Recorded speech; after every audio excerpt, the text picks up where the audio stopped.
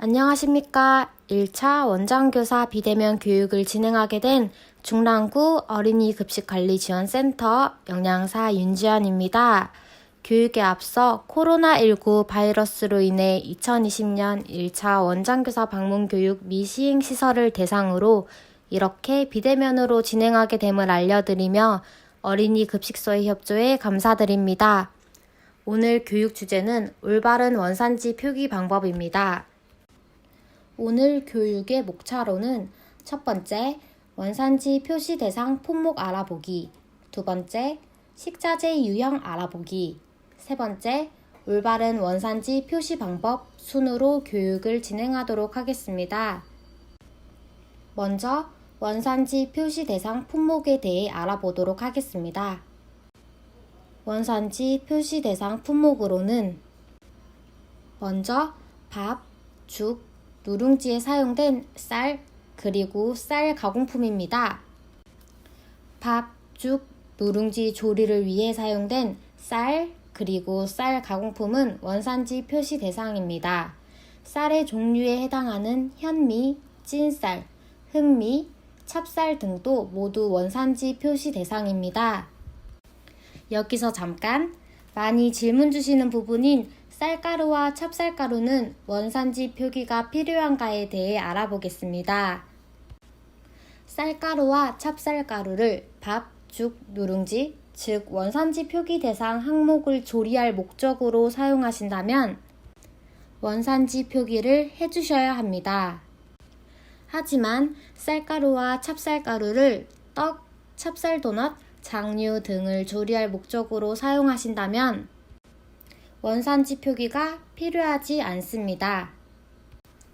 두 번째, 김치의 원료로 사용되는 배추, 고춧가루에도 원산지 표기가 필요합니다. 김치의 원산지를 표기할 때에는 배추와 고춧가루 각각 원산지 표기가 필요하며 일반 양념으로 사용하는 고춧가루는 표시 대상이 아닙니다. 배추로 담근 백김치, 겉절이, 보쌈김치 또한 모두 표시 대상이고 배추의 종류에 해당하는 봄동 배추, 얼갈이 배추를 사용한 김치류도 모두 원산지 표시 대상입니다. 세 번째, 두부, 콩국수, 콩비지를 만들 때 사용된 콩은 원산지 표시 대상 식품입니다. 이때 두부 너비아니, 콩가스 등 두부 가공식품과 유바는 원산지 표시 대상에서 제외됩니다. 다음은 육류군의 원산지 표기 대상 항목에 대해 알아보도록 하겠습니다. 쇠고기, 돼지고기, 닭고기, 오리고기, 양고기, 염소고기가 해당되며 위 항목의 식육 포장육, 식육 가공품 모두 원산지 표시 대상 품목에 해당됩니다. 그렇다면 원산지 표기가 필요한 식육 포장육, 식육 가공품에는 어떤 것들이 있는지 알아보겠습니다. 햄류, 소세지류, 베이컨류, 건조 저장 육류, 양념 육류, 분쇄 가공육 제품, 갈비 가공품, 식육 추출 가공품, 식용 우지, 식용 돈지 총 10가지가 있습니다. 어린이 시설에서 메뉴로 가공식품을 제공할 때에 원산지 표기가 필요한지 아닌지 알아보는 방법은 뒤에서 자세히 말씀드리도록 하겠습니다. 다음은 수산물 원산지 표기 대상 항목에 대해 알아보겠습니다. 수산물 원산지 표기 대상 항목으로는 조피볼락, 고등어, 갈치, 오징어, 꽃게, 참조기, 낙지, 참돔, 미꾸라지, 넙치, 뱀장어, 명태, 다랑어, 아귀, 쭈꾸미가 있습니다. 명태의 경우 원산지 표시 대상이지만 황태, 북어 등 건조한 것은 표시 대상에서 제외됩니다. 다랑어, 아귀, 쭈꾸미의 경우 2020년 4월부터 확대 시행되는 항목이며 숙지해 두시기 바랍니다. 방금 말씀드린 15가지 수산물 원산지 표기 대상 항목의 가공품 또한 모두 원산지 표시 대상 품목에 해당됩니다. 원산지 표기가 필요한 수산물 가공품의 종류에 대해 알아보겠습니다. 어육 가공품, 젓갈류, 수산물 조림, 조미 건호포류, 훈제품, 어간장, 총 6가지가 있습니다. 어린이 시설에서 가장 많이 질문 주시는 항목을 예시로 가져왔습니다. 첫 번째 질문, 수산물 가공품인 어묵의 경우 올바른 원산지 표기 방법은? 어묵의 원료명이 연육으로 표기되어 있는 경우는 원산지 표시 제외입니다. 그러나 원료명 내 오징어, 명태 등 원산지 표기 대상 항목이 있을 경우는 표기가 필요합니다. 어묵과 더불어 맛살도 같은 방법으로 확인하시면 됩니다. 두 번째 질문입니다. 진미채의 경우 원산지 표기가 필요한가요? 네, 필요합니다. 진미채는 오징어가 주 원료인 조미 건호포류이므로 원산지 표시 의무식 재료입니다. 마지막 질문입니다. 참치캔도 원산지 표기가 필요한가요? 다랑어, 즉 참치의 가공품인 참치캔 뿐만 아니라 육수 낼 때 많이 사용되는 가다랑어포 또한 원산지 표시 의무식 재료입니다.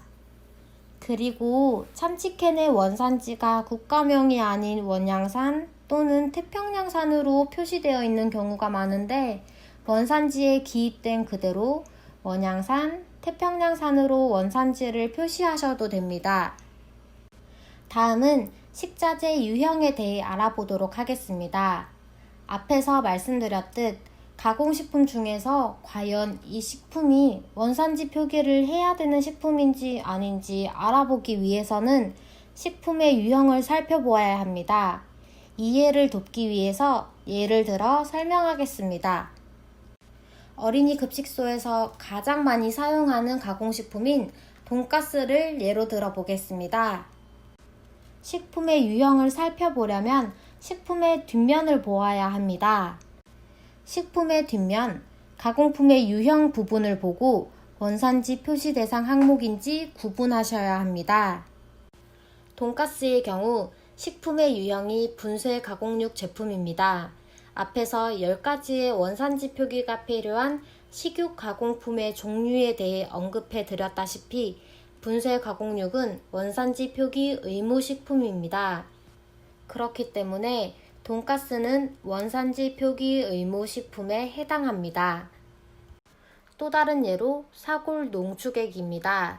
식품의 뒷면을 보셔서 가공품의 유형을 보시면 식육 추출 가공품인 것을 확인하실 수가 있습니다. 식육 추출 가공품은 10가지의 원산지 표기가 필요한 식육 가공품 내에 해당하는 식품이므로 원산지 표기 의무식품입니다. 다음 예시는 돈가스와 마찬가지로 어린이 시설에서 많이 쓰이는 가공식품인 만두입니다. 만두의 식품의 유형은 만두입니다. 만두는 원산지 필수 표시 대상 품목에 해당하지 않으므로 원재료 내에 돼지고기가 포함되어 있더라도 원산지 표시가 의무가 아닙니다. 여기서 주의하셔야 할 사항이 있습니다. 바로 김치만두입니다. 김치의 경우 식품의 유형과 관계없이 식품의 원재료 함유량 3순위 안에 해당할 경우 원산지 표기가 의무입니다. 김치만두의 식품의 유형이 만두이더라도 식품 내 원재료 함유량을 보시면 김치가 1순위에 해당하기 때문에 김치만두를 급식 메뉴로 제공할 시 만두 안에 있는 김치는 원산지 표시를 반드시 해주셔야 합니다. 다음은 핫도그를 예시로 들어보겠습니다. 핫도그의 식품의 유형은 빵류에 해당합니다.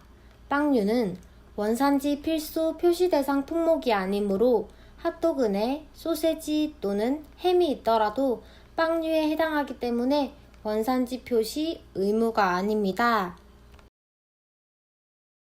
다음은 식단표 또는 게시판에 원산지를 표시할 경우 올바른 원산지 표시 방법에 대해 교육하겠습니다. 식품의 원산지가 국내산은 국내산으로 수입산은 수입 국가명으로 표시하여야 합니다. 외국산은 옳지 않은 기법입니다. 예시를 참고 바랍니다. 쇠고기는 국내산을 사용하실 경우 식육의 종류를 반드시 구분하셔야 합니다. 국내산 중에서도 식육의 종류가 한우, 유구, 젖소, 세 가지로 나누어지기 때문에 국내산 한우인지 유구인지 젖소인지 구분하여 표시해 주셔야 올바르게 표기되었다고 할 수 있습니다. 예를 들어 한우를 사용하신다면 쇠고기, 국내산, 한우라고 표기해 주셔야 합니다.